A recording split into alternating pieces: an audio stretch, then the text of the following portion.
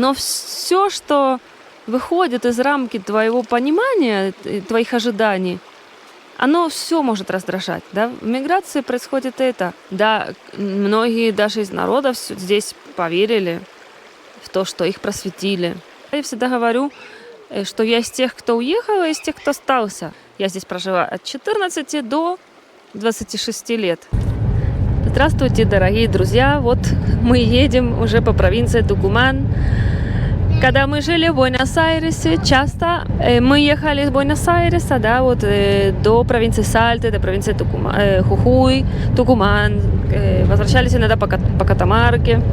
Так, сначала представлюсь, вдруг меня кто-то не знает, этому каналу уже 2 года, но постоянно появляются новые подписчики. Я живу в Аргентине уже 24 года. Меня привезли сюда, будучи подростком. То есть практически я как бы довоспиталась уже здесь или даже перевоспиталась. И мы попали в провинцию Сальта. Мы жили там, я жила там 12 лет. Мои родители и моя сестра там жили только 10 лет. И потом папа поменял работу. И они уехали на побережье. Сестра уехала в Буэнос-Айрес.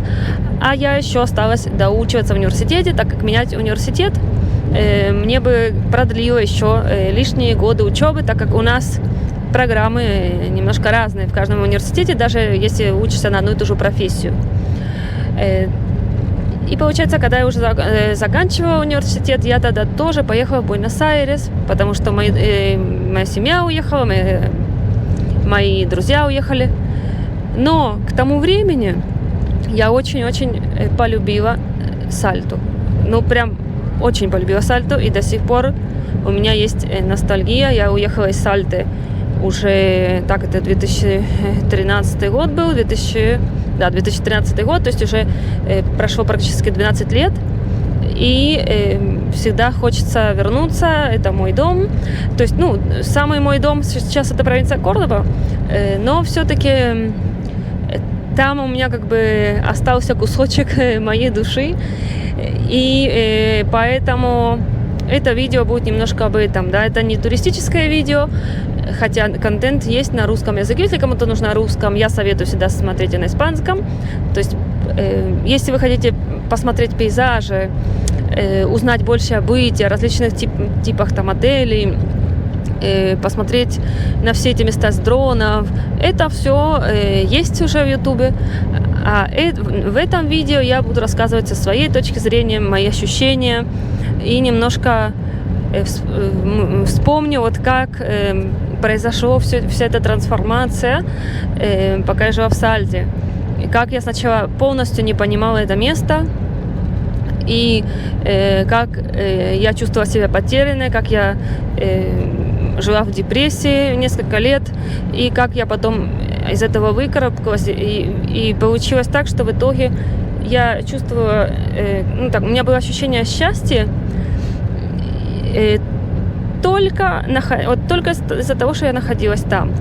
Но в то время мой склад ума мне говорил, что типа, ну, наверняка я еще что-то не знаю, я еще чего-то не допробовала, я еще не попробовала карьерного роста, я еще не попробовала там другой жизни какой-то, которую можно было найти в столице. Но, конечно же, в столице мне потом было сложно. Да? Я жила потом 2 года в столице, 4 года в пригороде. И после этого уже со своим мужем мы смогли все-таки вырваться. Но получилось не в Сальто, получилось в Кордобу.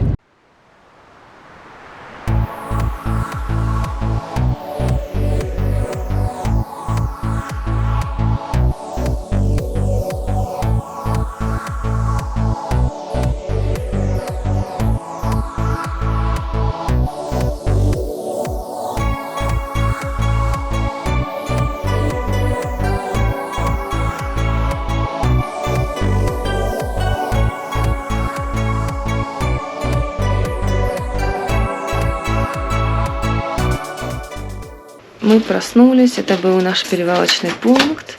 Мы сняли комнату в хостеле. Ну, так как нам надо было только переночевать. Дороговато, потому что, в принципе, нам обошлось в ту же сумму. что и домик, который мы сняли в нашем месте направления. Но это только комната с туалетом и домик, не знаю, ему, наверное, лет 100. Значит, вот, смотрите, стены какой толщины. Короче говоря, думаю, что можно было заплатить на 10-15 тысяч больше и может что-то снять поудобнее, но как бы уже все, переночевали, поедем дальше по очень-очень интересным местам.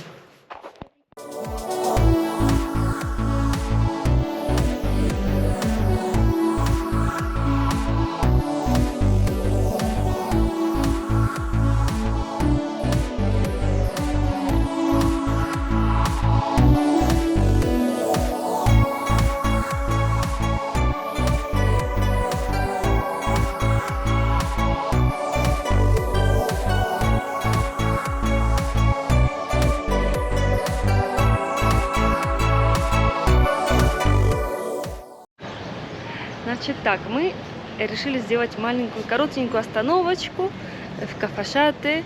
На самом деле уже 12, да, мы остановились, чтобы купить эмпанады в дорогу. Вряд ли мы будем обедать, ну так, где-то сидя, скорее всего, ну, сидя в машине, скорее всего, это будет по пути. Вокруг, да, у нас тут эти бодегас, да, то есть винодельни. И это в основном чисто туристический городок, и он очень разросся. Например, моему мужу здесь не очень нравится, потому что, ну, город слишком вырос и и он слишком как коммерческий, слишком туристический. Мне все равно здесь нравится очень атмосфера. По мере того, как он становился более туристическим, стали приезжать больше людей как бы из других провинций, из других городов, из других стран, которые здесь вообще решили жить, да, остаться. Иностранцы, это нормально. Туризм тоже есть иностранный, то есть не только местный. Есть национальный туризм здесь и интернациональный туризм. Это уже не Кордова, да, Кордова как бы в основном ограничена национальным туризмом. Это уже места, которые как бы видны, ну, видят на карте со всего мира и сюда приезжают. Что здесь интересного, помимо винодельни, и что есть, в принципе, очень неплохая инфраструктура для туризма, для более богатого туризма, для более, скажем так, доступного на выбор. Ну, есть, конечно, трекинг, есть экскурсии, есть много чего посмотреть. Но самая интересная атмосфера, да, вот, насколько можно здесь расслабиться, насколько здесь чувствуется все равно вот эти вот колониальные эпохи и даже доколониальные.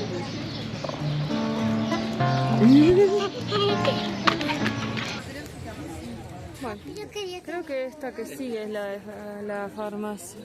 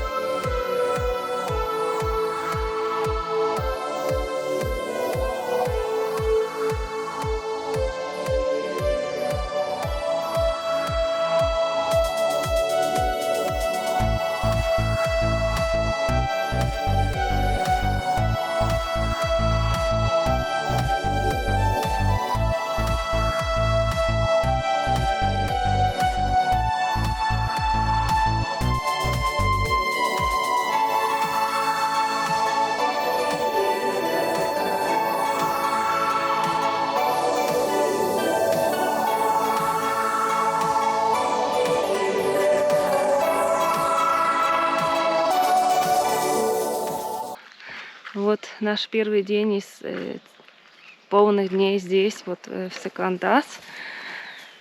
Finca La Encantada. Кстати, нам сказала хозяйка, что здесь у нее были россияне, да, но они живут, которые живут в Буэнос-Айресе. Короче, хозяева — это парочка, такая, молодая пара. И ей, в принципе, досталось как бы по наследству вот эта вот финка. Но все равно нужно было, конечно, привести все это, довести до ума, чтобы можно было это сдавать. Домик, да, и получается, что у них очень высокая оценка на Booking и на всех платформах, и на Гугле. Очень они большие усилия прилагают, чтобы все детали были на высоте. А это насыпность, да, то есть это распределяется на различные фермы, чтобы они могли там где-то наполнить водой для животных, для полива и так далее. Для самих людей, да, вот, ой, я колючек, смотрю, не набрала ли. Чтобы использовать воду там для готовки, это отдельная сеть, то есть там, ну, питьевая вода, да. Ну, у них стоит на всякий случай фильтр, конечно. И в этих местах обычно качество воды может меняться в зависимости от времени года.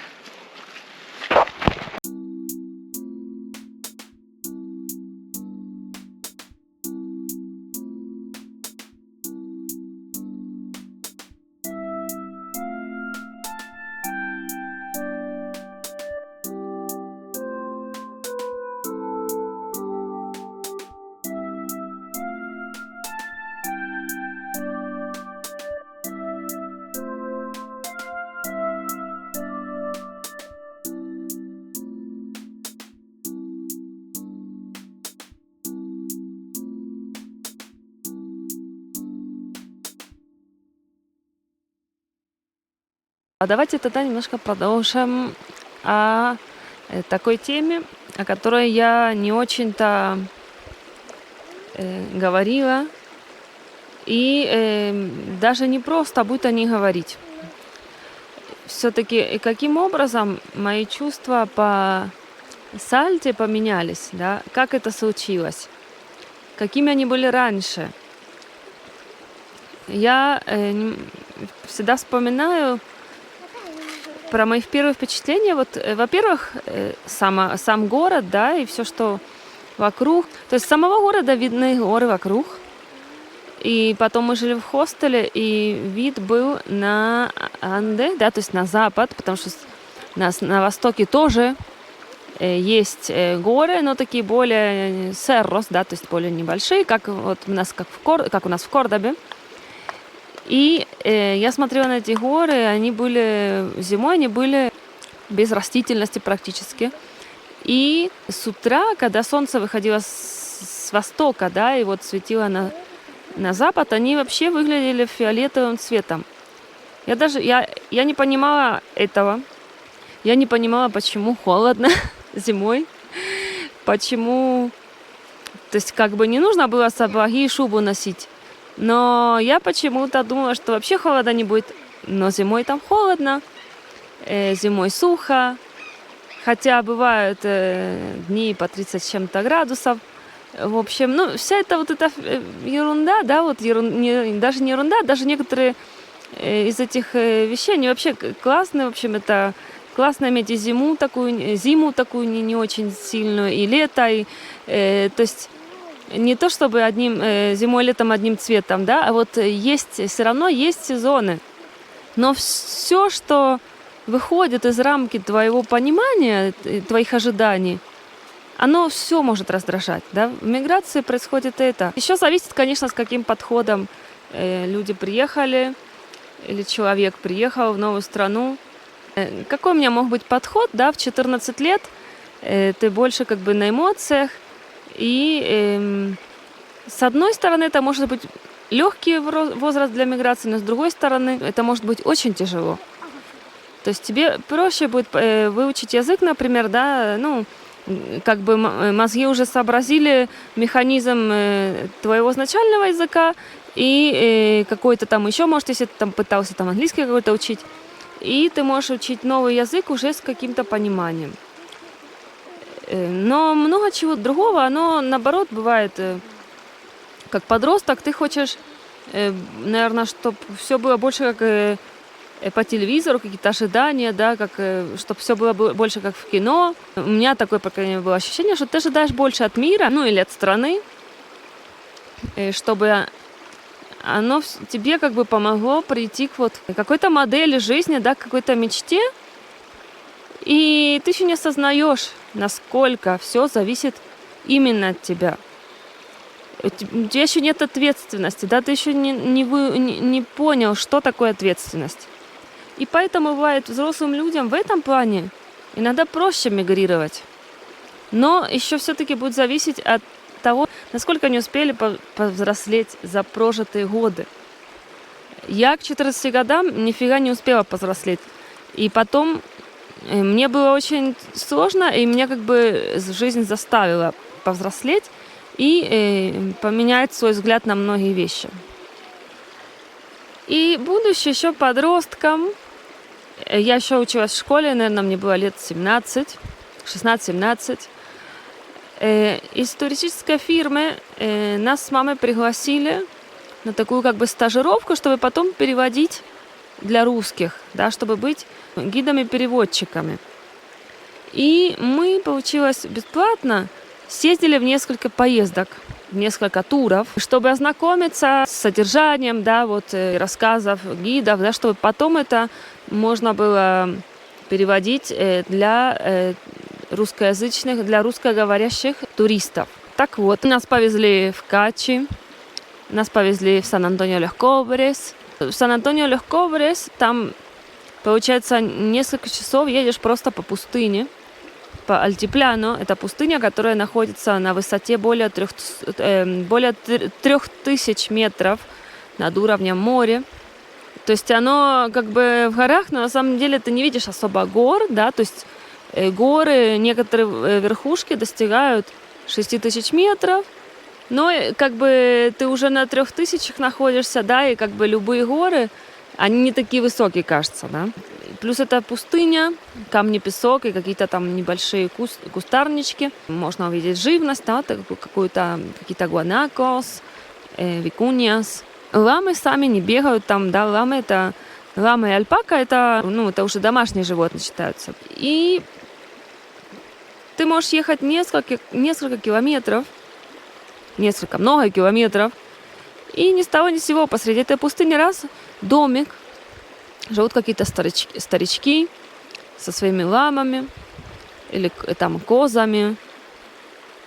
В некоторых местах даже какие-то такие есть, как оазисы, где люди что-то выращивают. И мое первое впечатление, что у меня на это создалась какая-то фобия. То есть у меня было полное такое... я чувствовала, что она полностью отталкивала. И я даже назвала эти места как забытыми Богом. Я тогда еще верила как бы. И дело не в самой вере, да. Дело в том, что то, как я восприняла эти места, и как бы вера, да, это все шло от гегемонической культуры, от европейской культуры, которая считает, что, или считала, да, потом она, к счастью, начала как-то пересматривать саму себя. Она считала, что, и, по крайней мере, мы так считали, вот, что будто она как бы просветила все народы, она им дала религию, подарила, скажем так, спасла язычников от неверования.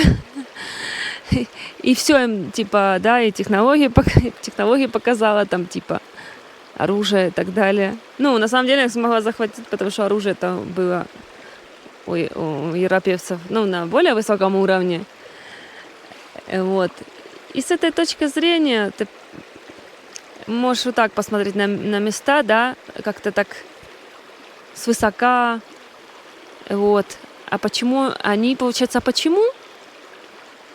Они живут, как и жили раньше. И я только с годами поняла, что ответ это, потому что им и так было хорошо. Да, то есть Да, это случилось. Да, колонизировали. Да, многие даже из народов здесь поверили в то, что их просветили.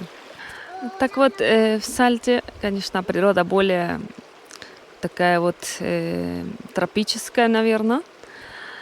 Но неважно, со временем я научилась любить вот эту вообще обожаю, да, вот пустыни я обожаю, потому что я чувствую, что, что если человек может жить вот в таких местах, то это здорово.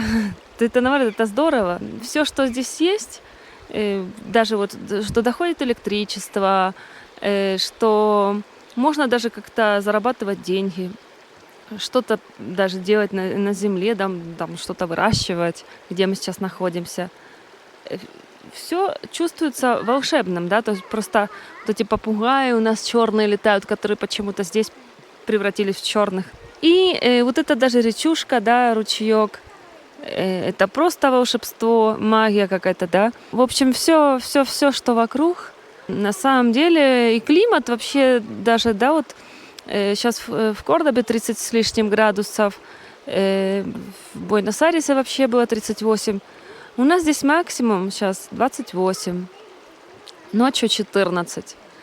То есть, как сказать, ты начинаешь все по-другому воспринимать со временем. И чем больше ты познаешь любое место, тем более, если у тебя намерение есть здесь жить всю жизнь, да, тем больше ты его полюбишь. Да? То есть сначала ты не понимаешь, почему здесь люди живут, почему они думают так, а не иначе, почему у них такой образ жизни вообще странный, непонятный. И все это часть адаптации. И это самый главный подарок, да, который нам дает иммиграция.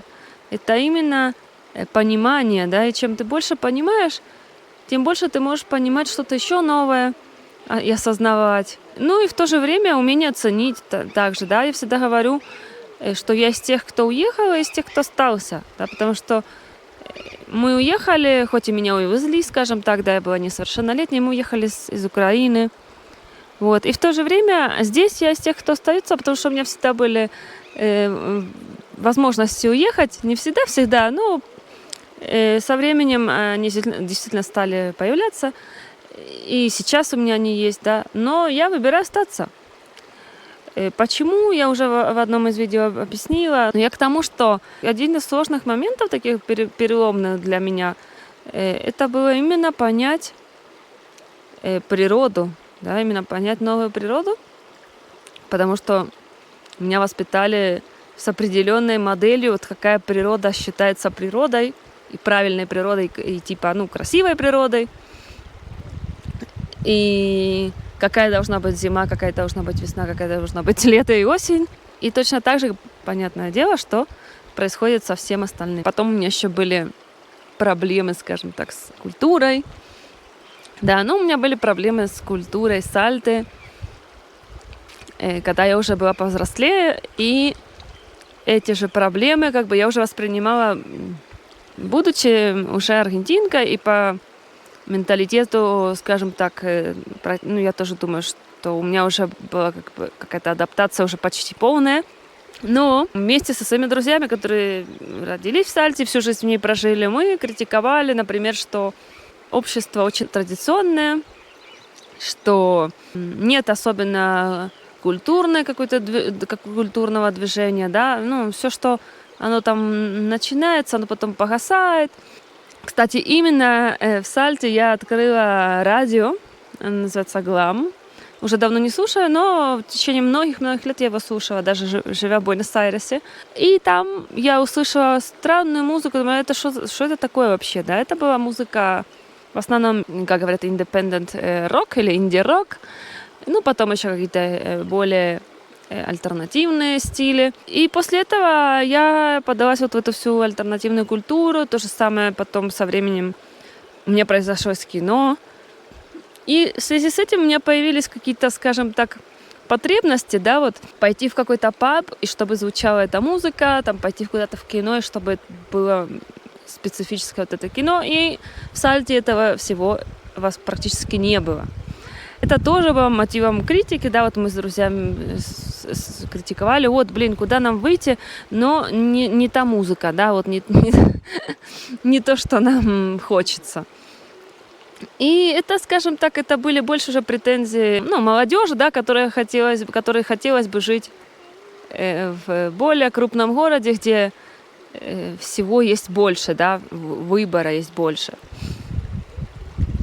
И поэтому тоже вот эти претензии, они бывают нам только портят жизнь. Вот что я поняла со временем, да.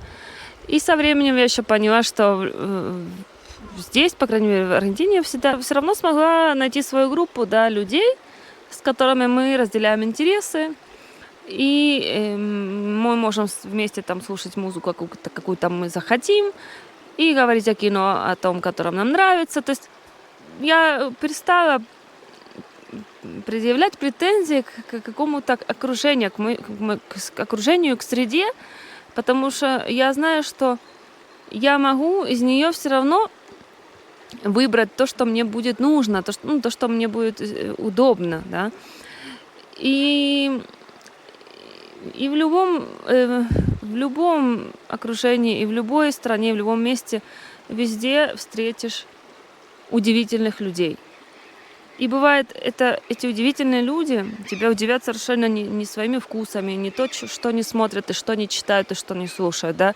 Это все более какой-то со временем, да, я потом уже перестроилась немножко на более такое мнение. Вот некоторые хвастаются, что они много читают, да, а конкретно, в какого человека тебя это превратило? Какие действия это все переросло, да, вот кому-то ты помогаешь этим. Что с этого, да, вот ты читаешь, вот то, что ты в себя потребляешь, да, через культуру, через музыку, через кино, через чтение, что угодно. А дальше что? А что ты излучаешь, да?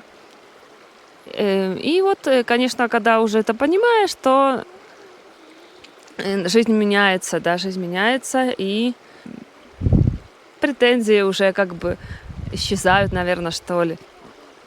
И получается, что потом я уехала в Буэнос-Айрес, да, потом у меня были все эти культурные мероприятия, музеи, фестивали, группы, которые приезжали с любой страны, из других стран мира. А в итоге я больше не смогла себя почувствовать так, как я чувствовала в своей этой ограниченной для меня в то время Сальте. Хотя в любом случае в последнее время я очень любила Сальто, я не хотела оттуда уезжать. То есть я попыталась действительно вернуться. Через несколько лет я пыталась вернуться. Был проект вернуться жить в Сальто, да.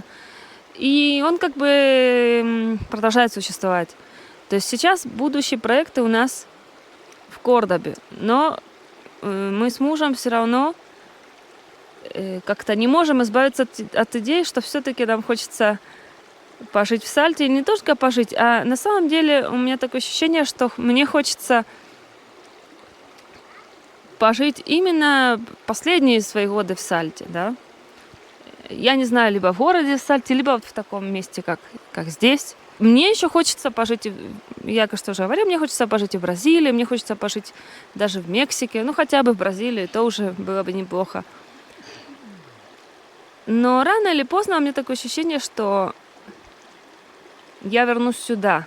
Да, я вернусь сюда, потому что что-то во мне здесь зародилось, да, вот, может, первое ощущение дома, что это мое место, да, что потом сложно от него избавиться, от этого ощущения. И я пыталась рационализировать это, потому что я даю себе отчет в том, что я прожила здесь вот эти годы, да, которые, где бы ты их ни прожила, они будут, скорее всего, красочными. Я здесь прожила от 14 до 26 лет, да, и вот эти двадцатник, да, и вот эти первые годы двадцатника, они всегда будут красочные. И, возможно, это меня и привязало к этому месту навсегда. Но все-таки есть что-то еще, да, вот именно в Сальте я познала, что такое на самом деле империализм, потому что я смогла увидеть своими глазами. В этой провинции, да, в Сальте, в Хухуе, в Катамарке, да, вот именно на северо-западе Аргентины еще очень ощущается, можно увидеть следы жизни до колонизации. Да, в отличие там, от Миссионес, Энтре-Риос, где есть такие очень древние стили жизни, да, но они уже связаны с самой колонизацией. Да. Там уже очень осела вот эта культура, да, уже смешана с европейской. Но здесь, в некоторых поселках, да, здесь много городов и поселков, они образовались на базе индейских, да, городов и поселков. То есть это коренное население, которое уже жило здесь до испанцев. И этого, например, на юге страны почти не увидишь, да, в Патагонии этого почти нет. Потому что там, зачистили всех, это назвали «Компания дель Десерто», и это даже сейчас по-другому преподается в школе, да, то есть раньше это признавалось как будто расширение территории Аргентины, закрепление, да, аргентинских территорий, а теперь это все-таки уже признается геноцидом. Просто в свое время еще и сама колонизация, да, это как бы хотели показать это с другой стороны, да, типа это дар, типа это людям повезло, что их колонизировали, потому что их превратили в современного человека, да. Но оказывается, они как бы никого об этом не просили, да, им как бы так было нормально. И это сложно. Еще в некоторых головах, в некоторых умах это еще так и действует. Ну все, думаю, я, может, смогла как-то передать мое отношение к сальте. Ну и, конечно, не все, что я могла рассказать. Здесь прошли очень-очень важные годы моей жизни. Да, так просто через одно видео не передашь. Но хотелось именно хоть какую-то картину вырисовать. И раз уж мы здесь находимся, то как раз-то она вырисуется лучше, да, если говорить об этом месте, находясь в этом месте. На следующий день мы отправились в городок Качи. Хоть это не туристическое видео, но я все равно покажу вам наши прогулки и пейзажи этого региона. Это городок Качи. Он разросся именно на туристической основе. Он существует до колонизации, но он вырос как город именно из-за туризма. Вот, смотрите. Вот такие вот эти асекиас, да, потому что тут сухо. Когда идет дождь, то держитесь. Вокруг площади сплошные рестораны. Что здесь еще есть? Больница, есть школы, ветеринарка оказалась, есть одна, и еще какой-то ветеринар где-то там непонятно где. В общем, с животными жить, конечно, здесь может не самый лучший вариант. Это если жить. Здесь живут люди из Сальты. Здесь живут люди из других мест Аргентины. Здесь живут люди из других стран. Конечно, это будет маленький процент, да, но все-таки это одно из тех местечек, в которые некоторые люди влюбляются, да, то есть они приезжают как туристы, и потом им хочется жить вот в таком месте. Я считаю, что все-таки, это нормальный вариант. Если человеку понравилось и у него есть возможность здесь жить, я думаю, это очень интересный опыт.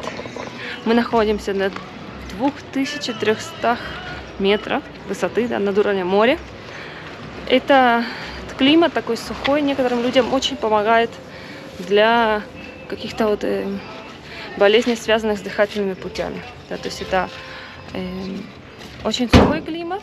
И, конечно, здесь можно жить за счет туризма еще, да, то есть это есть такая возможность. И туризм в основном интернациональный.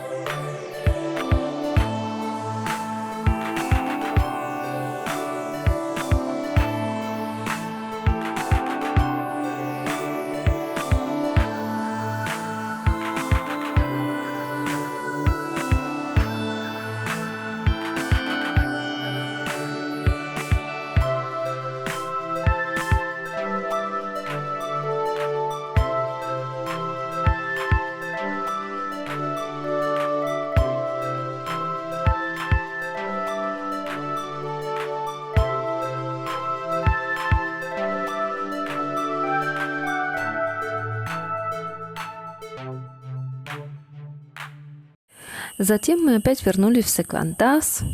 Следующий день получился дождливым моментами, но в первой половине я успела заснять интервью у Росио, у хозяйки этой фермы. Потом мы поспали сиесту и уже после обеда отправились до лагуны Бреалито, прежде проехав через поселок Бреалито. Дорога до лагуны просто офигенная. Она была в нормальном состоянии, несмотря на дожди. И так как там немалая высотность, при облачной погоде всегда очень прохладно. В общем, мы решили, что туда нужно обязательно вернуться как-нибудь в другой раз. Но это был наш последний день в Секвантас. А на следующий день, опять через Качи, но уже не заезжая в поселок, мы поехали в Сальту. Это такая дорога, где проезжаешь через Парque Nacional Los Cardones и через знаменитую линию Recta Tintín, которую наметили еще инки. Оттуда уже спускаешься по Cuesta del Obispo с офигенными видами на бархатные горы. Почти вся дорога асфальтирована, кроме самой серпантинной дороги, которая уже спускается по склонам гор по 33-му маршруту. Уже внизу мы остановились перекусить. И это был небольшой ролик, который я записала. Отдохнуть, перекусить вот здесь. Ну, конечно, в такую речку не полезешь особо. Можно потерять обувь. А вообще, конечно, очень красивый вид, все красота. Но так как в горах идет дождь, то очень много воды. А в Сальте уже почти ничего не снимала. Мы нашли домик в пригороде Сальте. Это новый район, который называется Сан-Лоренцо-Чико, и которого раньше не существовало. Там мы сняли tiny house на 2 ночи. Потом поездили погулять по Сан-Лоренцо. Под вечер мы уже встретились с друзьями. И так прошел наш день в городе Сальта. Ну все, наш отпуск подошел к концу, наша поездка. Да, опять Тафи-дель-Баши. Мы решили вернуться через Тафи, потому что везде очень жарко сейчас. Сейчас это февраль, получается, сегодня 10 февраля. И вот это пришла наша Оля де Калор. Наша, говорю, ну, типичная в смысле, потому что у нас не всегда жарко, да, не все лето жарко. Чаще всего не доходит до 30 градусов, да, часто бывает больше 30, но когда это там длится целую неделю, 35, 36, 37, 38, это уже Оля де Калор, это уже очень жарко. Так вот, сейчас мы как раз-то находимся в этой ситуации, да, вот полстраны приблизительно, но не здесь. Здесь мы находимся на высоте 2200 метров над уровнем моря, и очень прохладно, ночью было 13 градусов, да, это провинция Тукуман, то есть это считается очень жаркая провинция, но самое главное, на самом деле, это высота. Вот здесь, смотрите, какие горы вокруг, то есть мы и так находимся на высоте, в горах. Вот, ну еще есть вокруг горы. И вот там вот что на холме дома, с холма горы всегда видны еще выше. Ну все, ладно, это уже чисто географические какие-то соображения. Не знаю даже, как я скомпоную это видео. Посмотрим, что получится. И вскоре увидимся. Всем пока.